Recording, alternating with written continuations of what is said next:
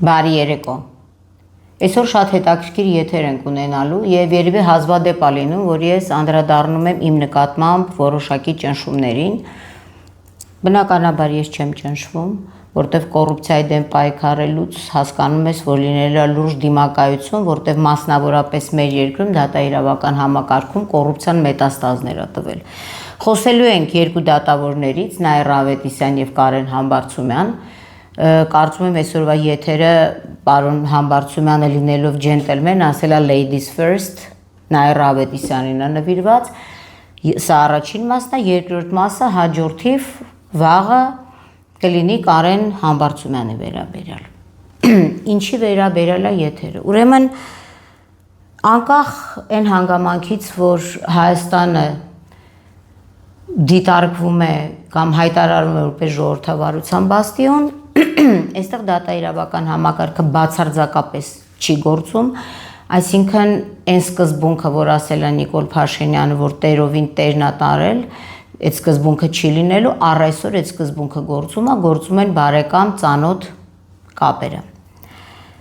Սկսվել են անտանելի բռնաճնշումներ իմ նկատմամբ, ես երբևէ էլի եմ ասում չեմ ընկրկել եւ փորձում են ինձ լրացնել, տեսնելով, որ հանրությունը հետաքրքրված է այն կոռուպցիոն հանցագործություններով, որ բացահայտում եմ ես, մեր կազմակերպության արած հետաքննություններից հետո, եւ այո, ես բլոգեր չեմ, որպեսզի ուղակի վերցնեմ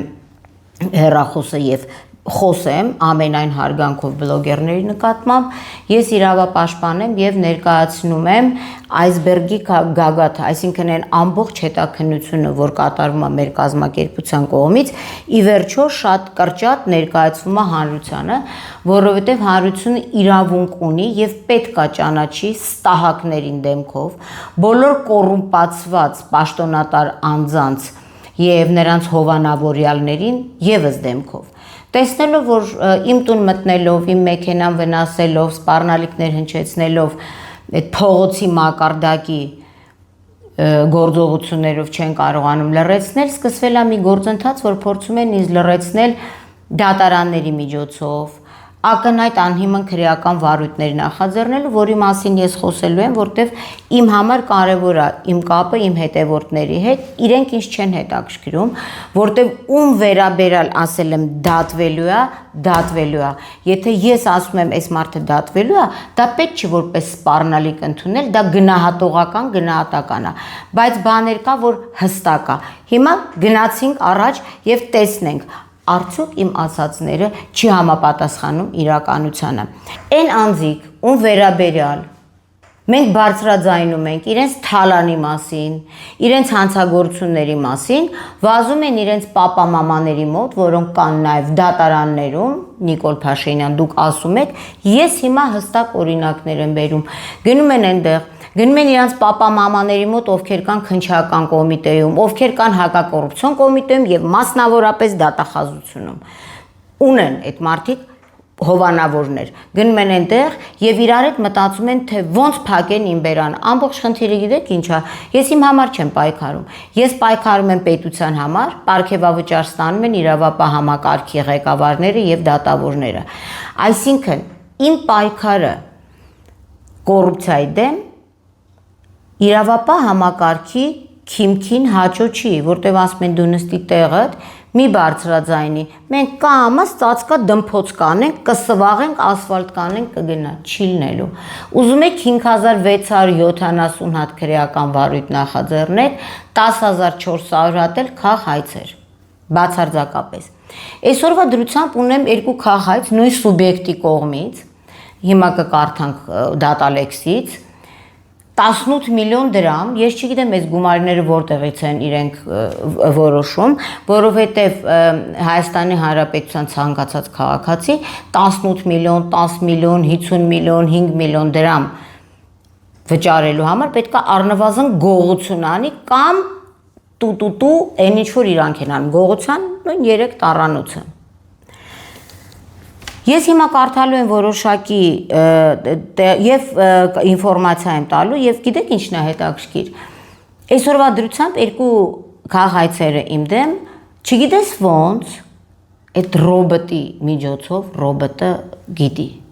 հայտնվում է երկու այն դատավորների վարույթում, որոնք պետք է ինքնաբացարկ հայտնեին։ Մեկը այդ Կարեն Համբարձումյանն է, որի մասին խոսելու ենք, ասեմ ինչի պետք է հայտներ ինքնաբացարկ, որտեղ Կարեն Համբարձումյանը եղել է Հայկ Մարությանի խորհրդականը, խորհուրդներ ա տվել այն տարիներին, երբ որ Հայկ Մարությանի ղեկավարած քաղաքապետարանը, այսինքն Հայկ Մարությանի գլխավորությամբ, ընդամենը մի քանի դրվագով 430,000 եվրո յուրացման փաստ է արձանագրվել եւ այդ փաստի առթիվ կա քրեական վարույթ նախաձեռնված։ Էս էլ չեն կարող ասեն երևակայականը, ուզում եք դատի տակ, գնացեք քննչական կոմիտեին դատի տվեք, որ իմ կողմից տրված հաղորդման հիման վրա կա։ Այսինքն այս մարդը եղել է Հայկ Մարությանի խորհրդականը եւ ունեցել է անմիջական կապ եւ բնականաբար պետք է ունենա կանխակալ մոտեցում իմ նկատմամբ, ինչը դրսևորվել է վերջինիս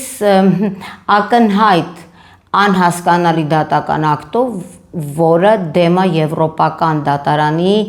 մի շարք դատական ակտերի եւ նախադեպերի։ Դրա մասին հաջորդ դասին։ Երկրորդ քաղաքայցը 18 միլիոնը 9 միլիոն է նրան, 9 միլիոնն էլ գտել են այն դատավորին, որը եթե ասեմ նոր քաղաքայց առնելու վերջը ինչևէ ունի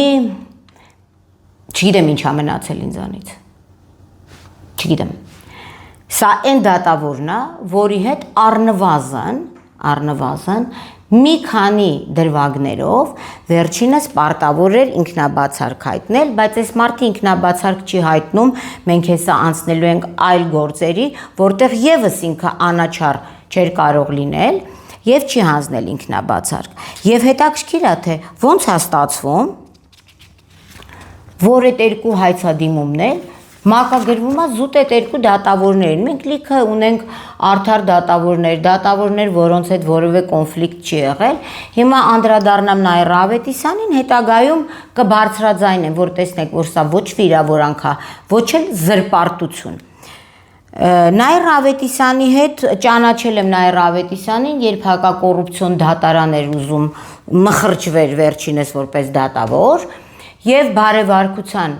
եղել է այնտեղ քննություն ասվածը հարցազրույց է եղել բարեվարկության, որտեղ մասնակցել եմ ես, առաջի փորձագետն եմ եղել եւ Ուկրաինայի նախկին դատախազ Վիտալի Կասկոն եւ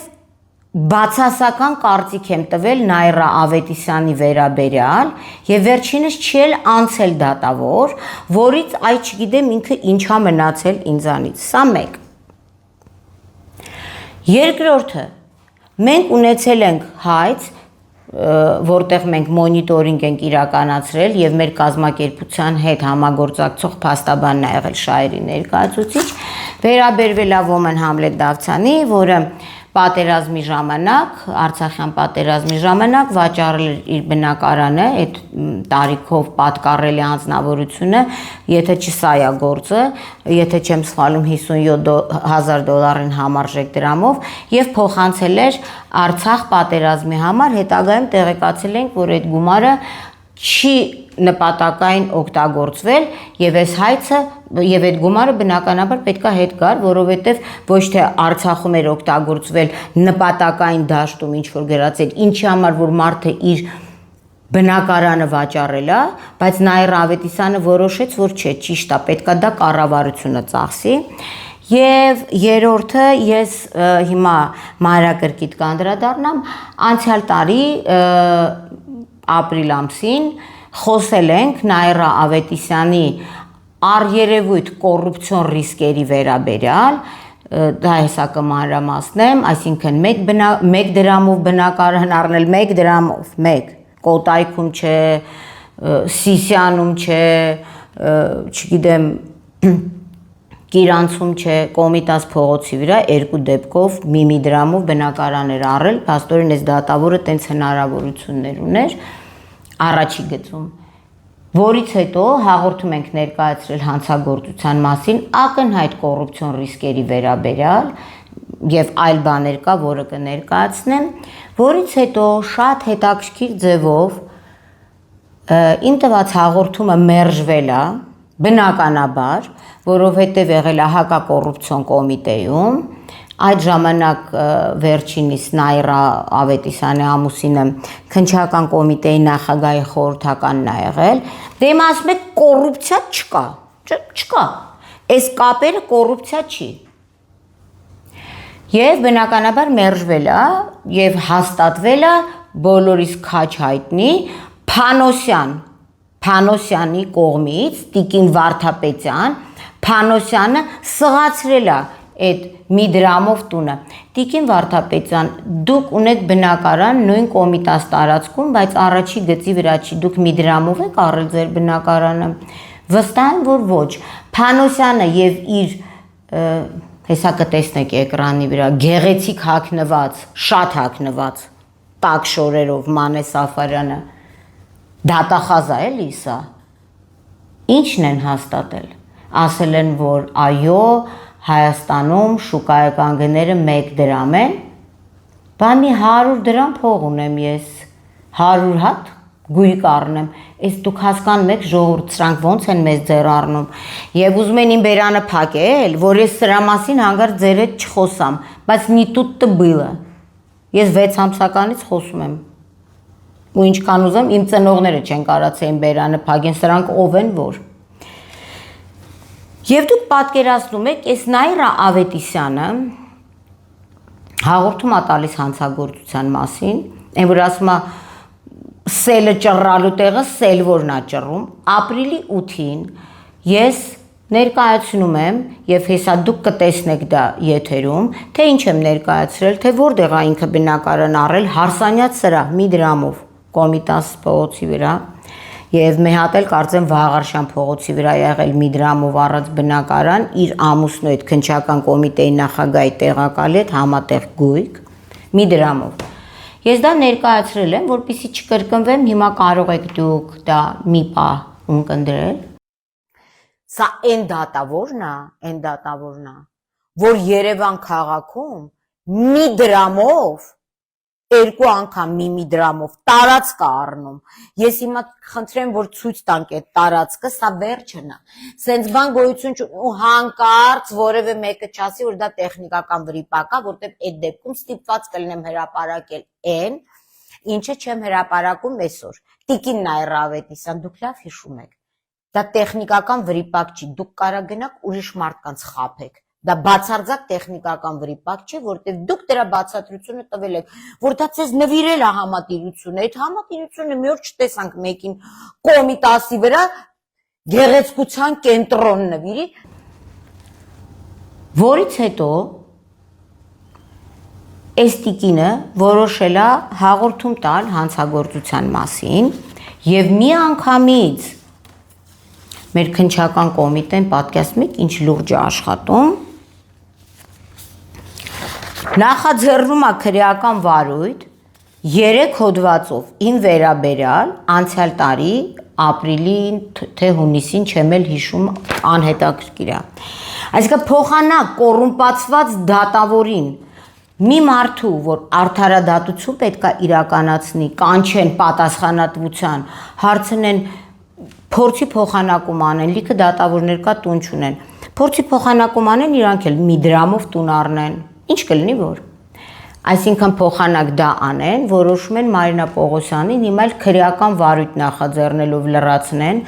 ով որ նախաձեռնել է քրեական վարույթը, պարոն Արտուր Պողոսյան։ Իրա վերաբերյալ պետք է նախաձեռնվի։ Արդյոք նախաձեռնողը կույր է եղել, խուլ, որը շատ նորմալ է, ես ներառական ամեն ինչին կողմ եմ, բայց Բրայլի այբուբեն կա, սուրդո պերևոդչիկով բացատրեին ձեր քննիչին, եթե էդ էլ չէր հասկանում, նկարեին, տունիկ, կողքը մի դրամ, տունիկ, Հարսանյաց սրա, այդ բոլորը նկարեին, դուք ես ում եք ձեռ առնում։ Գիտեք,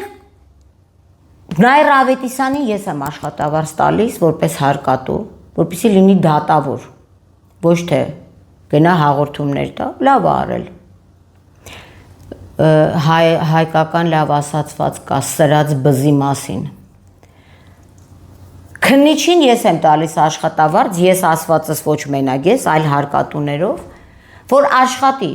ոչ թե Մարինա Պողոսյանի կողմից տված հաղորդումը, որտեղ ակնհայտ գրած է, այս ինչ օրը մի դրամով առ, այս ինչ օրը էս արել, այս ինչ օրը էս արել, այս ինչ օրը էս արել, այս ինչ օրը էս արել։ Հստակ։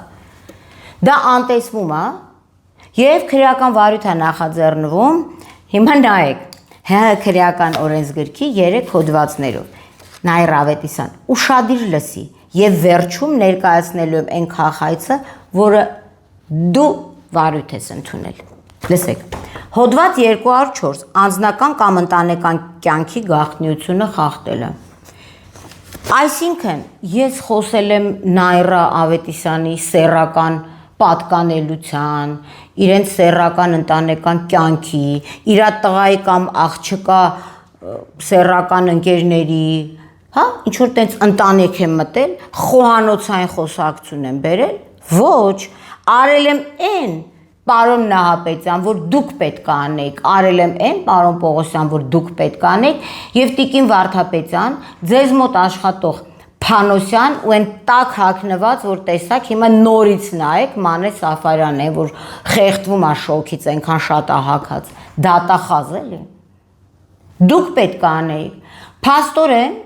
դուրս է գալիս, որ հակակոռուպցիոն կոմիտեն ոչ թե կոռուպցիայի դեմ է պայքարում, այլ կոռուպցիայի դեմ պայքարող Մարինա Պողոսյանի դեմ է պայքարում։ Այդ որոշել եք ինձ լռեցնեք, չի լինի, պարոն Նահապետյան, դուք կգնաք այլ աշխատանքի, կամ հասկանանք, բա ես աշխատեմ, դուք պարգևավճար ստանաք, տենց չի լինում։ Չի լինում։ Ինչի հիման վրա եք նախաձեռնել։ Հետաքրքիր է ես իմանամ, դատավորները մեր երկրում անձեռնմխելի անձիկ են, այսինքն կա կաստաներ մեր երկրում, ես գիտեի, որ չկա, այսինքն դատավորը կարա մի դրամով տուն առնի, ենթադրենք մի հատ, չգիտեմ, ընդդիմադիր գործիչ, ասենք Սամվել Կարապետյանը գրի, որ իր տունը մի դրամով առել, մի անգամից սենց 150 հոգի վերտալոտով, սամալոտով, Արբանյակ, Սպուտնիկ, կամ այն ինչ են առյուծատերը, կամ այն մեկը, բայց դատավորը ինչ, այսինքն դատավորը, որ սև շորեր է հագնում, ձեռին էլ ունի մուրճ, կարա այդ մուրճը խփի ինչ ասես, իսկ գիտեի մուրճը ձեր ձեռքն է, պողպատը, մանդատը, մուրճը ձեր ձեռքն է, պարոն Նիկոլ Փաշինյան, դուք էլ արտահայտվում եք։ Ակնհայտ է, որտեղ մենք ունենք դատաիրավական համակարգի ճգնաժամ, եւ այդ ճգնաժամը պետքա որևէ ձևով լուծվի։ Չի բացառվում, նաև գնանք հասնենք անհատական մակարդակի պատասխանատվությամբ, հասկանանք ով ինչ որոշում է կայացրել եւ ինչու։ Ես ասում եմ, թող բոլորը իրենց հաշիվ տան ինչով են զբաղված։ Պատաշ բոլոր կաշառակեր դատավորները հատ-հատ բռնվելու են եւ դատվելու են։ Բերել եմ տակ թխած պերաշկի պես օրինակ ձեզ Նաիրա Ավետիսյան, դրեք եւ վայելեք։ Հիմա նորից եմ կրկնում 204 հոդվածով անձնական կամ ընտանեկան կյանքի գաղտնիությունը խախտելը։ Ես իմ եթերում նորից եմ ասում, խոսել եմ 1 դրամով գնված բնակարանների մասին, խոսել եմ զոհված զինծառայող Արթուր Ղազարյանի մոր Իրինա Ղազարյանի մասին, ում հեսա կտեսնեք Նաիրա Ավետիսյանի ամուսինը ասելա դուրս եկեք ստեղից, պորնիկ դուրս արի, հիմա պորնիկնով է, զոհված զինծառայողի ծնողն է, այս քրեական վարույթ նախաձեռնողիկ, գնա մի հայցե մի դիմում էլ դու գրի իմ վրա,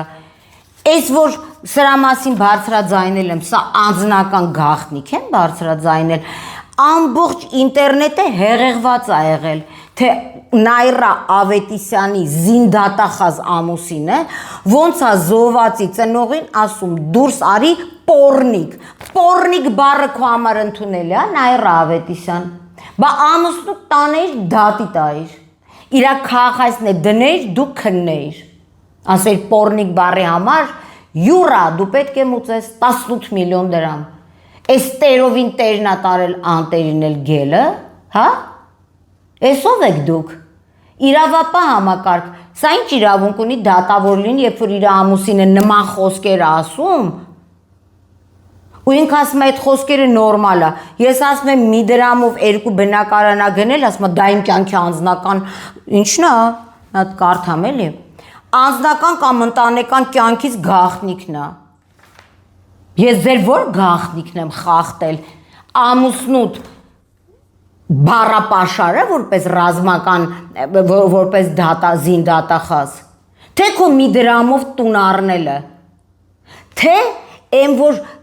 բացասական կարծիք եմ տվել ու չես անցել դու դատավոր եւ լավ եմ արել, շատ լավ եմ արել, դու չպետք է լինեիր դատավոր։ Նիկոլ Փաշինյան, այս ով են սրանք։ Հիմա որ դուք մեկին ասեք պորնիկ, 6750 լրագրող կնկարի կասի տեսնում եք երկրի վարչապետը ԿՊ-ն բան ասեց պորնիկ։ Բայց սա ով է, որ զոհվածի ծնողին ասի։ Նաիրա Ավետիսյան։ Այդ սև շորերը սենց չի նեղում։ Կամ նույն ամուսնու մասին եմ խոսել, կարող եք հետին պլանին նայել, որ նորից զոհված զինծառայողի ծնողին հələ նայեք ինչ ասել, Յուրա Բադալյանը։ Ես ձեր սպալնիայից կադրեր չեմ հրապարակել, որ դա անձնական գաղտնի կլինի, թե իրար հետ եք այս տեքստը կազմել, ինչ է ասել։ Ես հոկտեմբերի 27 եմ փակել, այդ ինչ գործա, որ Յուրա Բադալյանը Արսեն Հարությունյանի Յուրա Բադալյան, Արմեն Հարությունյան, Արտուր Դավթյան, նրանք են կանգնած իմ երեխայի մահվան հետևում, ասաց մահացած զինծառայողի մայր Տիկին Իրինան, շեշտելով, որ Յուրա Բադալյանի նմաններն իրավունք չունեն համակարգում աշխատելու։ Իրանք ոչ թե չաշխատեցին համակարգում, պարոն Նահապետյան, այլ Քարամյանի օրոք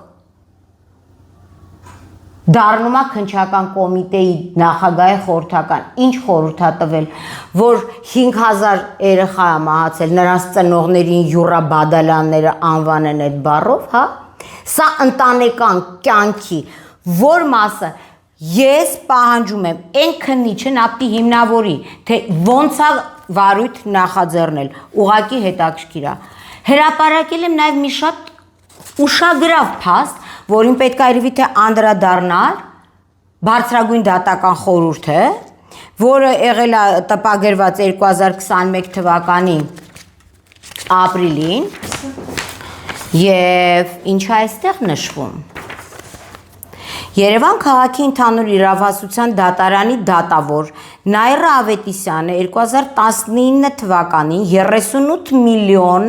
255 հազար դրամ փոխառություն է վերցրել Ինեկո բանկ ՓԲ-ից, այսինքն կարող առներ 38 միլիոն հատ մի դրամանոց բնակարան, հա։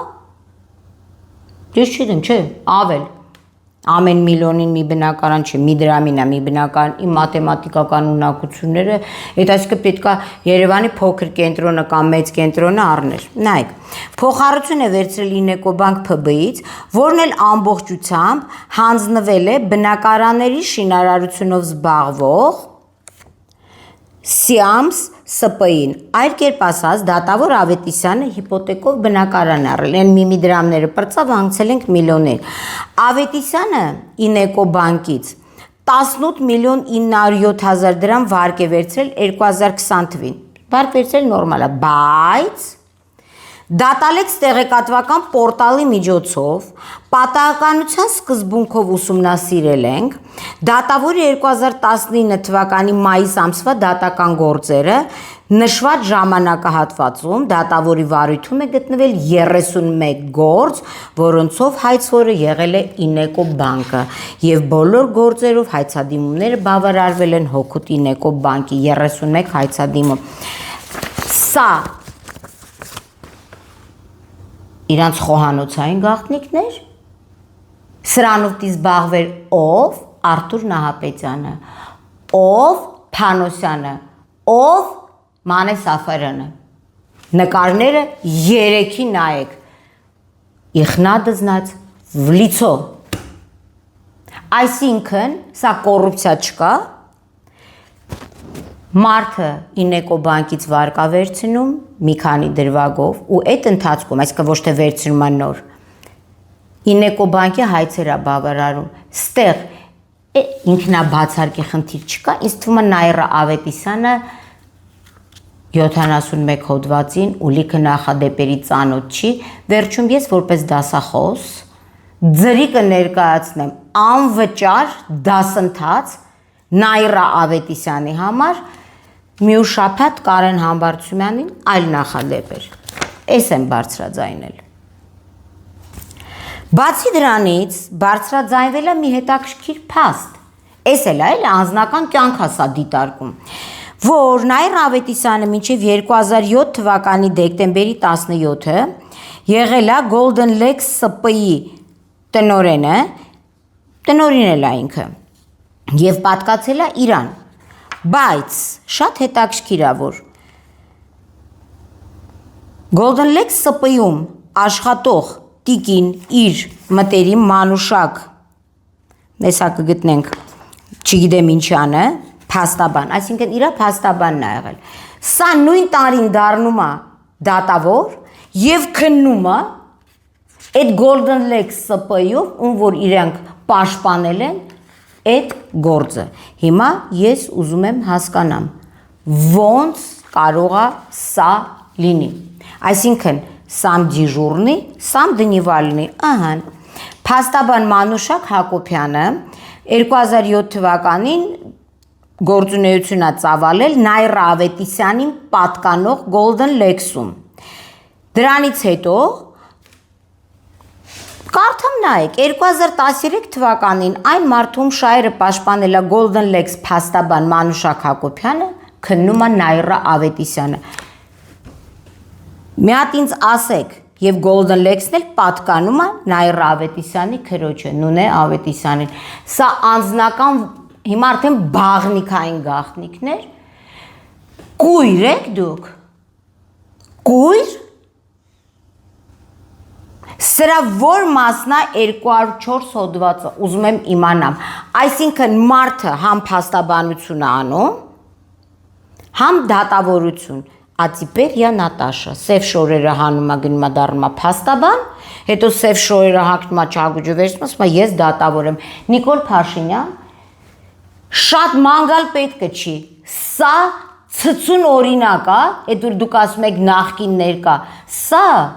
կլասիկ նախկին է իր ամուսին Յուրի Բադալյանի հետ միասին։ Հիմա էլի եմ ասում, եթե դուք չէ, նույնիսկ մի գեներալ մեկին ասի պորնիկ մի լրագրողի, կլինի համաշխարհային սկանդալ, կհասնի մինչև Մարս, Ալասկա, եսին որտեղ։ Հիմա ես ինչն եմ, այդ որ ընտանեկան գաղտնիքն ա եղել, սա էլ դատալեքսի գործը, նայեք, գործ, ԵԱԴԴ 0279 0213 Սուլթան Դավթյան Գվիդոնի ներկայացուցիչ Մանուշակ Հակոբյան, սերնել իգական։ Ու այս գործը քննում է Մանուշակ Հակոբյանի գործատուն, այսինքն եղել է իր փաստաբանը, իր ղեկավարը, Նայրա Ավետիսյանը, սա ընտանեկան, որ մի գաղտնիքներ, ես ուզում եմ իմանամ, ինձ մի հատ ասեք։ Ասեք հասկանում, ու այսքան, այս հելը մի մասնա, որ ես բարձրաձայնում եմ։ Բարձրաձայնել եմ փաստաբան Գևորգ Դավթյանի, վալի մի հատ նայեք փաստաբանները ինչեր են խոսացել ու դատավորների վերաբերյալ։ Դատարանը 6 տարի մահացածի դեմ վճիռ է կայացրել Աչափնակ եւ Դավթաշեն վարչական շրջանների ընդհանուր իրավասության դատարանի դատավոր Նայրա Ավետիսյանը վճիռ է կայացրել մահացած անձի դեմ, որը պատասխանող է եղել եւ այլ պետության քաղաքացի, վերջինի իրավունքն ապօրինի փոխանցվել է մեկ այլ անձի։ Հիմա որ ասեմ նեկրոֆիլ, կասեն դու վազենք դատարան, կնայեն մի հատ ինչ է նշանակում նեկրոֆիլ ու կվազեն դատարան։ Այս պարագայում այդ որ քննիչի մատերն է շարժվել, որ զանգով է եղել, ով է զանգել։ Հիմա հարց եմ տալիս պարոն Պողոսյան ձեզ, ստեղ որտեղ էր ընտանեկան։ Ինչ է։ Εμրասმა մի սեկրետ էլ ես ունեմ, ու շպրտեցի այդ թուղթը։ Համենայնդեպս 204 հոդվածի դիսպոզիցիային համապատասխան Ինչ տեղեկություն եմ հայտնել անձնական կյանքի մասին։ Այն որ մեռած մարդա դատում դա անձնական կյանք է, այն որ մի դրամով բնակարան առնում անձնական կյանք է, որ ամուսինը վերջի բառերն ասում ու հոխորտում հոկտեմբերի 27 եմ փագել։ Անձնական կյանք է սա։ Էս ով եք, էս իմ հետ էս ինչ հաշվի հարդար եք տեսնում։ Իմ բերանը չեք կարողանալու փագել։ Երեք հոդվածը, հանգարց չիմանաք մի հոդվածով է այս ծյոծյան դատի տվել, բան գրել, դատի չէ, հաղորդում է գրել։ Ուրեմն, եթե լավ իրավաբան լինեիք Տիկին Ավետիսյան, եթե իմ ասածները չեն համապատասխանում իրականության, ես նորից եմ ասում, ես բլոգեր չեմ, տայք հաղորդում հանցագործության մասին, եւ այդ հաղորդումով ասեիք, որ Տիկին Պողոսյանը սուտ մատնություն է արել։ Բայց երևի այդքան չեք մտածել եք ինչքան հոդված դուք գիտեք, Բադալյան Յուրան գիտեր, Պողոսը գիտեր, սաղ դնեք իրար տակ սղացնեք, ձեր ամուսինն էլ ընդ խորհրդական, ում այդ խորհուրդները տվել, ով է այս խորհրդով, այս գործերն չէ որ դες նեղված եմ։ Այս գործերը ասենց կանցնեն, կգնան, բայց Նայրա Ավետիսյանը չպետք է մնա դատավոր։ Ոչ թե այստեղ միայն իրավական գիտելիքների պակաս է, այլ հիմա պատկերացնում եք ոնց է ուրախացած, ասում է իր գործը ընկել է իմ մոտ, ես հիմա վրեժ կլուկով, դու վրիժառու ես, մստիծել։ Զորո։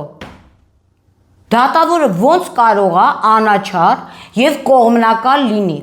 Ես հիմա կիրազեկեմ այն հոդվածներով, որով դու պետքա բացարկ հայտնեիր, ինքնաբացարկ։ Եվ վարույթ չընդունեիր ես քաղգործը։ Հիմա անցնենք մյուս հոդվածին։ Հոդված 489 դատարանի նկատմամբ անհարգալից վերաբերմունք։ Դատարանի նկատմամբ իմ անհարգալից վերաբերմունքը։ Դատարանի նկատմամբ անհարգալից վերաբերմունքը, որը դրսևորվել է դատավարությանը մասնակցող անձին վիրավորելով, պատժվում է տուգանքով։ Ինչքան տուգանքով, քանի հատ մի դրամանոց տուն է պետք։ Որտեղ եմ ես ձեզ վիրավորել։ Ճիշտ է, այս ամբողջը վիրավորանք է գիտակից մարդու համար, եթե հասկանա, որ այս ամբողջը դառնում է հանրության սեփականությունը, չանենք, չասենք։ Ինչով եմ վիրավորել, որ բացասական եզրակացություն եմ տվել ձեր բարևարկության վերաբերյալ, այս հիմա ինչա ակտ մշենյա, լուրջ։ Այս էլ ես 489 հոդվածը։ Հիմա հոդված 490 դատավորի, դատախազի, քննիչի, քննչական մարմնի ղեկավարի հետաքան փորձագետի կամ հարկադիր կատարողի նկատմամբ սպառնալիքը կամ նրանց մասին տեղեկություն հրապարակելը կամ նրանց գույքը ոչնչացնելը, վնասելը կամ նրանց նկատմամբ բռնություն գործադրելը։ Ես բոքս եմ պարապում, ես ձեր նկատմամբ որ բռնություն գործադրածելն էի, դժվար, ինձ թվում է այլ հոդվածով քրեական վարույթ կնախաձեռնվեր։ Ձեր սա մեկ Ձեր նկատմամբ բռնություն չեմ գործ։ Ձեր գույքը այդ մի դրամանոց, եթե ոչնչացրել եմ, մի դրամ կտամ, գնացեք վերականգնեք այդ Հարսանյաց սրահը։ Հիմա նորից եմ ցույց տալու Հարսանյաց սրահ, Կոմիտաս փողոցի վրա։ Ինչն եմ սպառնացել։ Հա? Ես չեմ ձեզ սպառնացել, ձեր նման դատավորները սպառնալիք են արդարադատության համար։ Ինչն եմ ձեզ սպառնացել։ Ես չգիտեմ այս Միրանյանը, ինչ է այս քննիչը, 3-րդ դասի խորհրդական։ Չգիտեմ 3-րդ դասի խորհրդական։ Կարդանք։ Հայաստանի Հանրապետության քննչական կոմիտե, Երևան քաղաքի քննչական վարչության, Երևան քաղաքի կենտրոն Նորք Մարաշ վարչական շրջանների քննչական 2-րդ բաժին։ Այս վարույթը, որ նախաձեռնել ես, այս հոդվածները, որ դրել եք։ Մեր պատը զաբրականերստվը դնեիք։ Հա, լուրջ եմ ասում։ Հոգևորսություն ինչ գիտեք էլ հոդվածներից։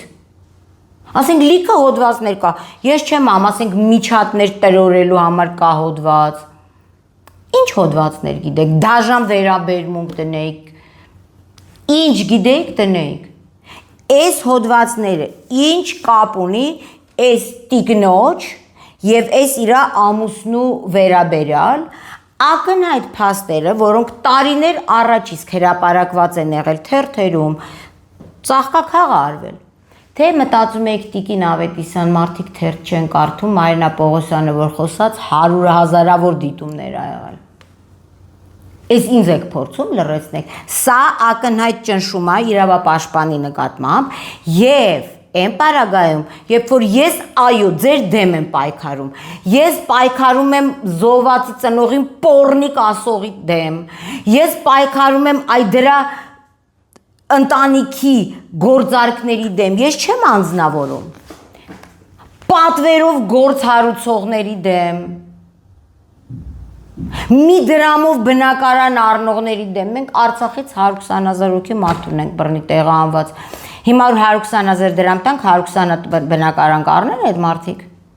120,000 բնակարան, Մպրոշյանի վրա, Դեմիրճյանի վրա լավ նորակառույցներ, մի դրամով արագ առնենք այդ բնակա, բա ասեք, բա կիսվեք, բա լուսավորեք բնակչությանը, պարոն Պողոսյան, սա գիտեք ու մեղքն է, եւ պարոն Նահապետյան, սա ձեր մեղքն է, որովհետեւ եթե այս մարդիկ ժամանակին հայտնվեն ճաղերի ետևում, ոչ քաղաքացիներ կտան անհիմն, ոչ էլ կաշխատեն դատավոր։ Նիկոլ Փաշինյան նման դատավորները սպառնալիք են մեր երկրի արդարադատության համար։ Հիմա անցնենք ամենավերջին եւ եզրափակենք մեր եթերը Տիկին Նաիրա Ավետիսյան նոր հաղորդումներ տվեք։ Օրեր առաջ ես փողոցում դուրս էի եկել եւ մրջուն եմ տրորել։ Մի հատ տեսեք, դա կարող է դաժան վերաբերմունք հա կենթանիների նկատմամբ դրանով էլ տվեք։ Հիմա կարդում ենք դատալեքսից ինչ գործ է քննելու Նաիրա Ավետիսյանը։ 29/06/2026 թվական դատավորյան Նաիրա Ավետիսյան, Երևան քաղաքացիական դատարան։ Ուրեմն որոշում հայցադիմումը վարույթ ընդունելու մասին։ Պարզեց, Տիկին Ավետիսյանն է պարզել։ Նարեկ Միասնիկի Կեսոյանը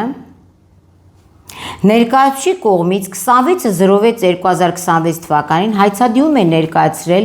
դատարան ընդդեմ Մարինա Հրանտի Պողոսյանի, որով խնդրել է պարտավորեցնել Մարինա Պողոսյանին հրապարակայնորեն ներողություն խնդրել Նարեկ Կեսոյանից եւ այլն եւ այլն եւ այլն, ի վերջո 9 միլիոն դրամ, սա է ստեղա, Այն մի 9 միլիոն դրամն էլ են Հայկ Մարությանի նապարնիկի մոտ է, Կարեն Համբարձումյան դատավորի, որի մասին շուտով խոսալու ենք։ Եվ ինչ է պահանջում։ Պահանջում է, որպեսզի ես հերքեմ, սա բաց աղբյուրներում դրված է, անկախ այն հանգամանքից, որ այն մյուս դատավոր Կարեն Համբարձումյանն էլ ասել է Մարինա Պողոսյանի բերան պետքա սկոչով փակել, որ ինքը այս անունը չտա։ Տեսեք, չեմ տալի այդ անունը, դատալեքսից եմ կարդում։ Եթե դատավորը կարող է դատալեքսն էլ փակել տա, որպեսզի Նարեկ Կեսոյանի անունը չհրապարակվի, ընդհանրապես խնդիր չի։ Քանի դեռ բաց է դատալեքսը։ Ես սրա մասին խոսում եմ, պարոն Փաշինյան, սրանք կարող ձեզ էլ դատի տան, որ իրանց անունները տակ հանգարց։ Հերքում է ինձնից պահանջում։ Հերքում թող պահանջի Հակակոռուպցիոն կոմիտեի ղեկավար Արտուր Նահապետյանից, որը իմ կողմից տրված հաղորդման հիման վրա քրեական վարույթ նախաձեռնել Նարեկ Կեսոյանի վերաբերյալ։ Նաիրա Ավետիսյան ստեղ էլ բախտը չբերեց։ Հերքումը ես չպետք է տամ։ Ես հաղորդումը տվել եմ օպերբլոկը ստուգել է եւ քրեական վարույթը նախաձեռնվել է։ Հիմա ինչը հերքեմ, ինչը հանեմ իմ YouTube-ից։ Ասեմ չի եղել տենց դեպք, այդ դեպքում պիտի խնդրեք, որ Կարեն Համբարձումյանը մի հատ էլ աչքերիս սենց սև իզոլենտ կպցնի։ Եվ Նաիրա Ավետիսյանը սա վարույթ է ընդունել 9 միլիոն դրամ։ Եվ մտածել է, որ ինչ լավ է, ի վերջո չարը իդեմս ինձ կպատժվի։ Հիմա Տիկին Ավետիսյան շատ ուշադիր թուղթ եւ գրիչ վերցրեք եւ ձեր մոտ նշումներ արեք, որովհետեւ երևի ժամանակ չունեք կարդալ Եվրոպական դատարանի դատական ակտերը եւ նախադեպերը։ Ինչպես նաեւ չեք կարողանում երևի տեղյակ չեք ՀՀ դատական օրենսգիրք սահմանադրական օրենքից հոդված 71։ Ես կարող եմ դանդաղ խոսել, եթե գրի եք առնում։ Դատավորը պարտավոր է ինքնաբացարկ հայտնել, եթե նա տեղյակ է այնպիսի հանգամանքների մասին, որոնք անկողմնակալ դիտորդի մոտ կարող են ողջամիտ կասկած հարուցել տվյալ գործով նրա անաչառության մեջ։ Կետ երկրորդ. ինքնաբացարկի հիմքերը ներառում են ի թիվս այլնի այն դեպքերը, երբ դատավորը կանխակալ վերաբերմունք ունի որպես կողմ հանդես եկող անձի, նրա ներկայացուցիչի, փաստաբանի, դատավորության այլ մասնակիցների վերաբերյալ։ Չկողմնակալ մարդը չի կարող, որովհետև նախ բացասական եզրակացություն եմ տվել եւ Նաիրա Ավետիսյանի երկնագույն իղձը դառնալ հակակոռուպցիոն դատարանի դատավոր չի կատարվել, սա մեկ։ Երկրորդը Համլետ Դավթյանի գործն էր եւ երրորդ ամենակարևորը ես հաղորդում եմ ներկայացրել կոռուպցիոն առերևույթ կոռուպցիոն գործարքների մասին կատարված Նաիրա Ավետիսյանի կողմից, իսկ Նաիրա Ավետիսյանը ին վերաբերյալ հաղորդում է ներկայացրել, բա սրանից առավել ինչ պետքա լիներ, պետքա փողոցում իրար ծեծեինք կամ ինչ անեինք, ասեք հասկանամ։ Փաստորեն Տիկին Ավետիսյանը նույնիսկ դատական օրենսգրքի 71 հոդվածով նախատեսված պարտավորությունը չի իրացնում, որ պետքա ինքնաբացարկ հայտներ։ Ուրախ ընդունում է հայցը, որ 9 միլիոն 9 միլիոնով 9 միլիոն հատ հարսանյաց սրահ կառնեմ Կոմիտաս փողոցի վրա առաջին գիծ։ Չէ, 4.5 միլիոն հատ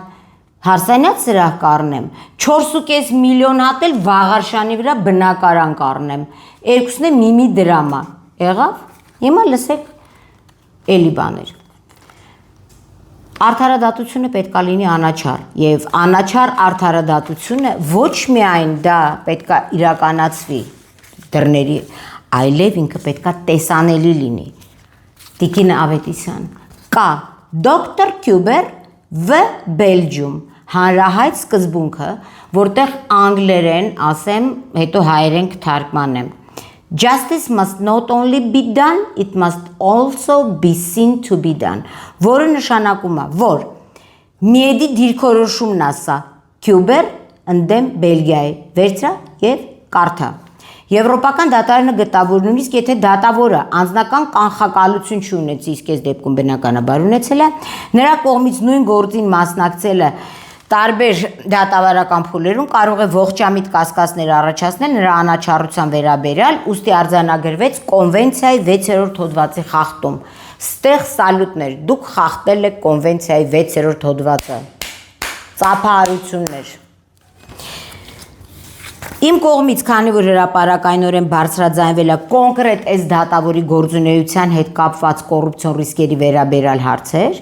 եւ այդ հրապարակումները եղել է հանրային, բնականաբար գոնե այս նախադեպը հələ դատական օրենսգիրքը չի կարդացել, այս նախադեպը հասկանալով մարդը պետքա ինքնաբացարկ, որովհետեւ նման դեպքում առնվազն, ես էլ չեմ ասում այդ նախաձեռնված վարույթը այդ տիպարզենք հələ օվում թելադրանքով։ Առնվազն առաջանում է դատավորի անաչառության վերաբերյալ ողջամիտ կասկածների հարցը։ Այսպիսի հանգամանքներում դատավորը պարտավոր էր գնահատել ինքնաբացարկ հայտարարելու անհրաժեշտությունը, պահպանել արդար դատաքննության նկատմամբ հանրության վստահությունը, բայց մարդիկ կա, որ իրանց հանրության վստահությունը ընդհանրապես չի հետաքրքրում, ընդհանրապես։ Եվ այստեղ շատ կարևոր է, ելի եմ ասում, եվրոպական դատարանի ձևակերպմամբ, ես այստեղից կարդում եմ, որտեղ անգիր չգիտեմ, արդարադատությունը պետք է ոչ միայն իրականացվի, այլև ակնհայտ լինի, որ այն իրականացնում է Տիկին Նաիրա Ավետիսյան, որ արդարադատություններ իրականացվել եւ ակնհայտ մենք տեսել ենք, որ մեռած մարդու նկատմամբ Ինեկո բանկ ձեր փաստաբանը վերջը, որ մեկը, եւ այն որ դուք այստեղ ինքնաբացարկ չեք հայտարարել, դուք սրանով խախտել եք ոչ միայն միեդի նախադեպն եք արհամարել, այլ նաեւ կոնվենցիան եք։ Ինչ արել, չասեմ այդ բառը, թե չկվազեք մի հատ բոլորդ իրար հետ, մի հատ խմբային հայց կներկայացնեք։ Տիկին Ավետիսյան, ամենայն հարգանքով, որովհետև ես իմ մասնագիտությամբ դասախոս եմ եղել երկար տարիներ, ես ձեզ իրազեկեմ, որպեսզի դուք իմանաք, որ կա եվրոպական դատարան, ՄԻԵԴ, եւ կան այլ դատական ակտեր բացի Ուբերից։ ՄԻԵԴ-ի մեկ այլ դիրքորոշում, եվրոպական դատարանը դա վերաբերում է Միկալով ընդդեմ Մալտայի։ Եվրոպական դատարանը նշեց, որ դատարանի անաչառությունը գնահատվում է երկու չափանիշներով՝ սուբյեկտիվ չափանիշ եւ օբյեկտիվ չափանիշ։ Սուբյեկտիվ, արդյոք դատավորը անձնական կողմնակալություն է ունեցել։ Հիմա եթե ընդունում ենք, որ ձեր տված հաղորդումը, որ ես ձեր անձնական ընտանեկան գաղտնիքներին չեք ուտում, ուր եք գնում, չգիտեմ որտեղ եք քնում, չեք, դա է անձնական կյանքը։ Սա այսինքն սուբյեկտիվ չափանիշին է համապատասխանում, եթե գտնում ենք, որ ձեր կողմից տրված հաղորդումը համապատասխանում է իրականությանը եւ պատվերով չի նախաձեռնել։ Չէ, պարզ գրած է 204 հոդված։ Այսինքն մենք իրար հետ ունենք սուբյեկտիվ չափանիշի վերաբերյալ ինչ-որ խնդիրներ եւ օբյեկտիվ չափանիշը արդյոք գոյություն ունեցել այնպիսի հանգամանքներ, որոնք կարող են ողջամիտ դիտորդի մոտ առաջացնել կասկածներ դատարանի անառաջարության վերաբերյալ։ Իհարկե գոյություն ունեն։ Արդարադատությունը պետք է ոչ միայն իրականացվի անաչառ, այլև արտաքինից երևա որպես անաչառ։ Այս սկզբունքը համահունչ է Հայաստանի Հանրապետության դատական օրենսգիրք Սահմանադրական օրենքի 71 հոդվածին, որը նախատեսում է դատավորի ինքնաբացարկի պարտավորությունը նման դեպքում։ Ինչու պարտավորություն չեք կատարել, թող դրա գնահատվի Բարձրագույն դատական խորհրդի կողմից, չնայած մինչև այդ բնականաբար պետք է մեր իրավապահ համակարգը գնահատի այս կոռուպցիոն երևույթ կոռուպցիոն ռիսկերը, կամ դուք պետք է ապացուցեք, որ այդ ժամանակահատվածում, երբ որ դուք մի դրամով բնակարաններ եք գնում, Հայաստանում բնակարանի շուկայական արժեքը եղել է 1.5 դրամ, դուք էլ շուկայականից մի քիչ էժան եք առել այդ հարսանյաց սրահը։ Եվ մեկ այլ նախադեպ էլ իմ կողմից ձեզ նվեր, Մորիս ընդդեմ Ֆրանսիայի, ուր ամրապնդվել է հետևյալ սկզբունքը. դատարանը պետք է ոչ միայն լինի անաչառ, այլև ողջամիտ դիտորդի համար երևա որպես անաչառ։ Այս նախադեպը հաճախ օգտագործվում է հիմնավորելու համար, որ դատավորը պարտավոր է ինքնաբացարկ հայտնել, եթե նրա մասնակցությունը կարող է հասարակության կամ դատավարության կողմերի մոտ առաջացնել ողջամիտ կասկածներ նրա անաչառության վերաբերյալ։ Understand? Verstehen? Նիկոլ Փաշինյան, հիմա ինչ կասեք։ Եթե դուք ձեր ասածին տեր եք, սրանից առավել խայտառակ իրողություն գոյություն չունի։ Երբ որ մարդիկ դատարանը պատկերացնում են սեփական ՍՊ կամ ԱՁ, մուրճն էլ որպես այդ ԱԶ-ի բալանսում հաշվեկշռում գտնվող միջոց։ Այսինքն այստեղ այլ բան չկա, եւ երբ դատարանը եւ դատավորի բարձր անունը պախարակում են, դատարանը եւ իրենց պաշտոնական լիազորությունները, այն լիազորությունները, որ տրված է դատավորին, որտեղ դատավորը դա ամենաարդար մարդը պետքա լինի, անաչառ պետքա լինի, երբ որ դրանք բոլորը օգտագործվում են անձնական խնդիրներ լուծելու համար։ Բարձրագույն դատական խորհուրդ Այն որ ձեզ Նաիրա Ավետիսյանը դատի էր տվել։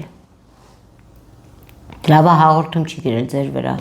տարբեր հոդվածներով։ Ես սպասում եմ, բնականաբար այս եթերը ուղարկվելու է եւ Արդարադատության նախարարություն եւ Բարձրագույն դատական խորհուրդ եւ հակակոռուպցիոն կոմիտե, չգիտեմ Մանե Սաֆարյանին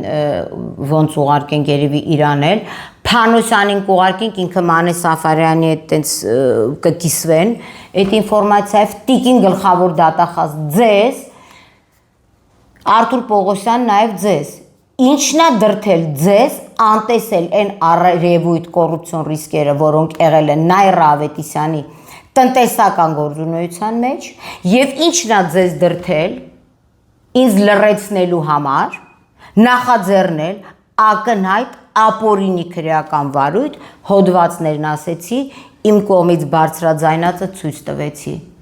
Արդյոք մենք սրան ենք արժանի եւ արդյոք մենք դրա համար ենք ձեզ գումար տալիս, որ մեր տված գումարով դուք լուծեք ձեր անձնական հարցերը։ Առայժմ այսքանը, վաղը կանդրադառնանք Կարեն Համբարձումյանին այլ միեդի որոշումներով եւ նույն սուբյեկտին, ով 9 միլիոն էլ այնտեղ է պահանջում։ Այդքան։